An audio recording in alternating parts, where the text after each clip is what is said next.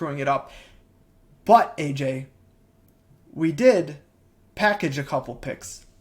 And we moved all the way up to number 12 in the draft. And I have a feeling that this is where we're going to lose some people. We're going to have a lot of disagreement here. Yeah. But I know that we both feel like we did kind of bungle this.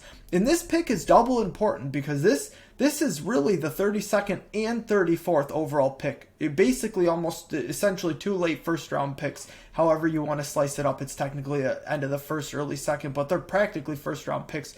We used 2 to get this guy. So this pick has double weight. And so if you mess this up, this is going to extra come back to haunt you. AJ, what did you think about what the Lions did at number 12 drafting Jameson Williams? Yeah, so as we have talked multiple times, wide receiver is not somewhere where we really felt the Lions needed to go early in the draft. And yes, there was a run on wide receivers, right? Garrett Wilson and Chris Olave was picked. And so you could kind of sense that there was some panic setting in, right? And so the Lions did trade up, and they took Jameson Williams, which is arguably the best receiver in the draft. But just because he's the best receiver does not mean that he's the best value at 12. Coming into this draft, Paul, we said that the biggest need for the Detroit Lions was what? Everything. Well, okay. But let's narrow that down a little bit. Which side of the ball was the biggest need? Oh, defense for sure, of course. We talked about that a ton. Sure. And we talked at length, and I expressed that if we are using those first 3 picks, right, 2, 32, 34, they all needed to be used on defense. And they didn't. They actually traded 2 of those picks to move up 20 spots and take an offensive player. Now, I have nothing against the player.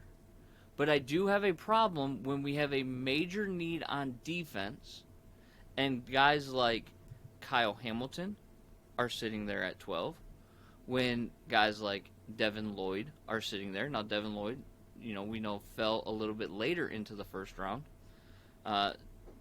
Lewis Cine was not going to be the pick at 12, even though that would have been a big reach, especially with Hamilton on the board. Daxton Hill would have been a reach at 12. Could have been the pick at 32.